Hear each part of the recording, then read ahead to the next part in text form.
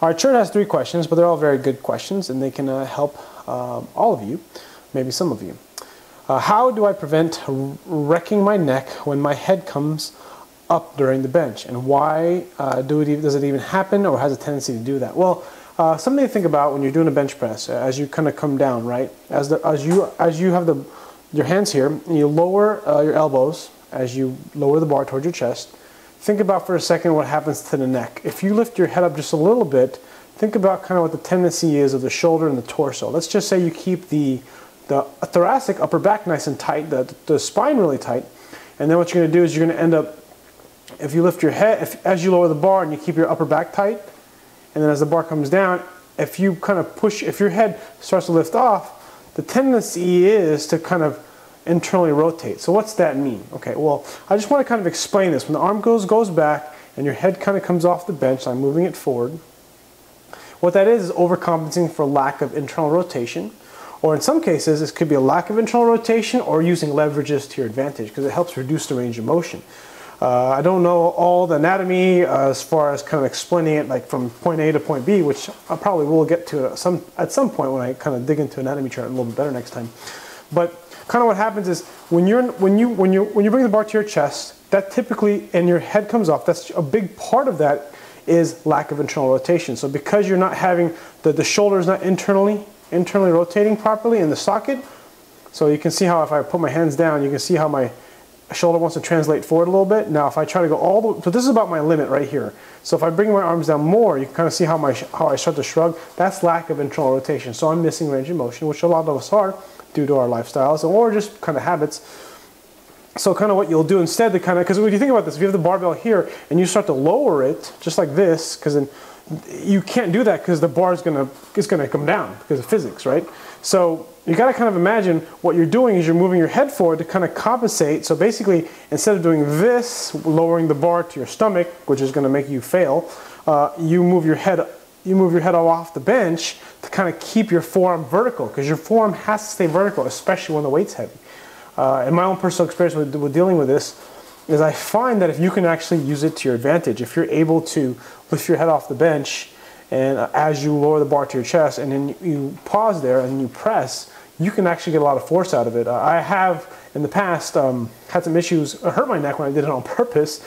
So keep in mind that you're going to have to strengthen some muscles there. And over the long term, I'll tell you right now, this is probably not the best thing to do. It's probably not the best thing for your neck. But again, you know, I only speak from experience.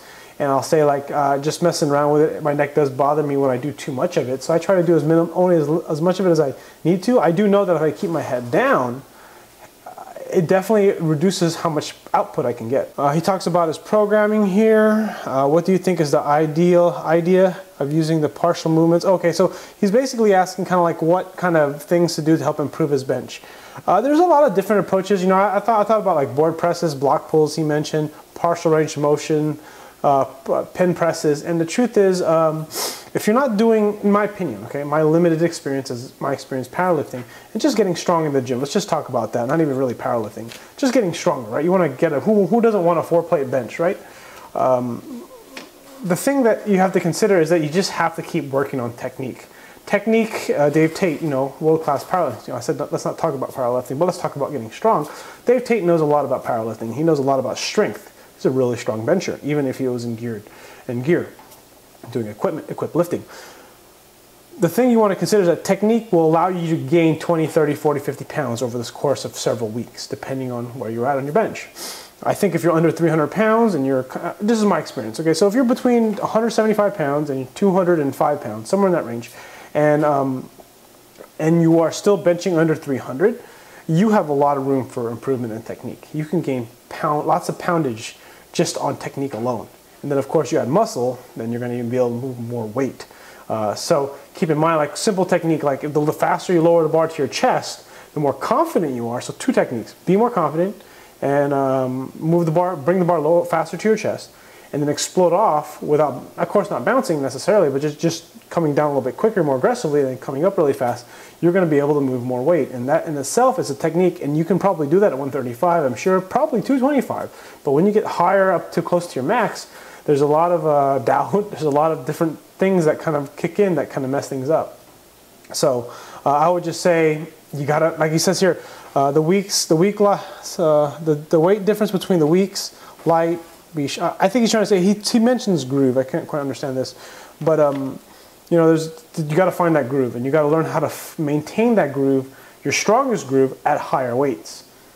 Okay, some days I seem to have zero. Now here's the third question on squats. Some days I seem to have zero tightness, stretch reflex at the bottom of the squat. Is the mobility or fatigue the issue? What muscles are relevant? And he does a low bar squat. Well, this again is a technique thing, and I'm going to say right now, like when it comes to some days you have stretch, sometimes you're fast, sometimes you're slow, and you know the truth is, you know, I mean, it takes years, you know, to really get good at a squat, as I am learning now. Like I can keep pushing my squat and keep getting stronger and keep pushing myself, but chances are I'm going to get hurt if I keep doing that. So it kind of stopped. You know, I got this elbow pain, I got this little left knee pain. I can freaking grunt through it. I can wear some wraps. I can band-aid all this. I can get really, really strong. But at the cost of a lot of shortcomings, like at all costs trying to move more weight, getting stronger, I kind of sacrifice my joints. And I'm trying not to do that. Everything should be done with pain-free, or when I say pain-free, specifically joint pain-free during the movement. So in this case, it's really just keep on refining technique. And I know this doesn't really help, but it takes a really long time to do this. And you think about, you know, I watched, as I've been squatting now below parallel for quite some time now, or for about 2 years, that's not even really that long, less than 2 years, still about 18 months maybe. And then I see Johnny Candido squat, and I see other great squatters who are really, really good at what they do, and the way they move is that they've been doing this for a really long time, and they already have these motor patterns ingrained. And a lot of the time, if you can't get that stretch reflex is almost like you're catching something. You're trying to catch that reflex. And if you don't squat ass to grass where you have some sort of reference point to touch, it's kind of hard. You know, there's a certain feel. Like the thing is that I can't move a whole lot of weight. There's basically one way I can move the most amount of weight for me, and that's just below parallel. There's a special spot that's a right feeling for me. And if I don't go below that point, or I just try to hit parallel, it's typically harder for me because I don't have that groove. Hope that makes sense. And I don't know if that's going to help you, but I do hope that you get kind of a sense of where I'm going with, is that you just have to keep working on it. There is no, like some days you have zero tightness, and sometimes you have a really good stretch reflex. Again, it's all technique and strengthening. I would probably say, to kind of give you something to kind of take away from this right now, is you got to work on different kind of squats. Work on wider squats, work on much more narrow squat, work on box squats, high box, low box.